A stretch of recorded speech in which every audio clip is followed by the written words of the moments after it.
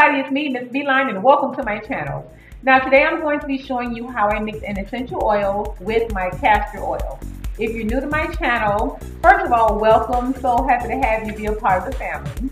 As you have probably seen, my hair is very kinky, very coily. It is a true type 4. It is low in density, but it is a true type 4. And my hair loves thicker oils like castor oil. However, my nostrils hate it. Do you hear me? I have always hated the smell of castor oil. And therefore, unfortunately, I don't give my hair the amount of castor oil that it really wants and needs and loves, because I don't want the smell in my pillowcase. I don't want it around the rim of my shower cap. I don't want it in my headscarf. Anyway, you get the picture. I don't like the smell. So what I decided to do is go onto Amazon.com and I purchased both lavender and lemongrass essential oils. They were really cheap, $2 to $3. I think one was $3.50, okay? And I decided to use the lavender oil with the castor oil this time.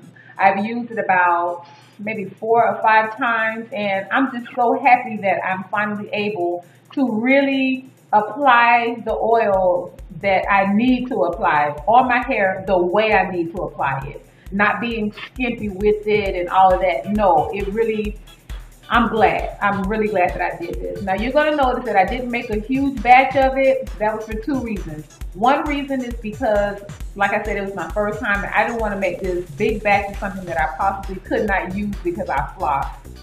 And then the second reason is because the mixture is not going to last forever and a day. So as you'll see toward the end, I did include about 2 tiny drops of vitamin E oil, because vitamin E oil is proven to be a very good antioxidant. So it will help with prolonging the shelf life of the oil mixture. Now, it's not a preservative or anything like that. You know, you can't use vitamin E oil solely for preservation. It's just not going to work, especially with these water-based mixtures.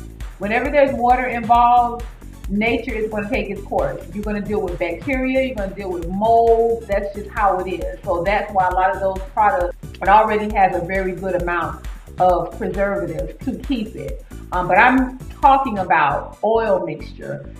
Vitamin E oil will help with fighting against the oxidation, excuse me, therefore prolonging it a little bit longer for you. So that's another reason I just made a small batch of it. I'll use that, I'll make another small batch, use that, so on and so forth. That's it. I'll stop talking. If you have any questions, leave them down below, and I think that's it. If you're interested in seeing how I did it, please keep watching.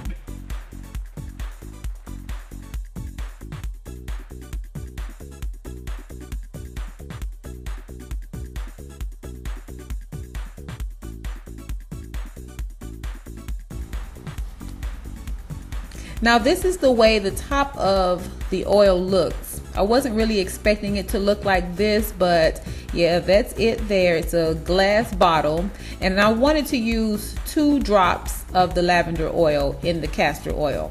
So I turned it upside down and I was able to get 1 drop out eventually, and I wanted to get 1 additional drop out. I was having a hard time getting product out of this bottle. So I turn it up and then I turn it completely upside down again, shaking and shaking and just trying to wait for the product to come down. And inadvertently, as you see, about 3 or 4 drops came out. That was way too much product. It's like the room immediately got filled with fragrance. And it was very, very strong. So I'm smelling it just to see if it's really as bad as it seemed, and yes, it was bad. So I said, well, let me just shake it up, you know, get the product mixed up very, very well and see if that makes a difference. So I shook it and shook it and shook it and shook it and shook it. In fact, I shook it up way more than what I'm showing in this video. But when I smelled it again, it was still very, very strong lavender in there. So I just chose to add a little bit more castor oil to it, and that evened it out perfectly for a total of 3 ounces of the mixture.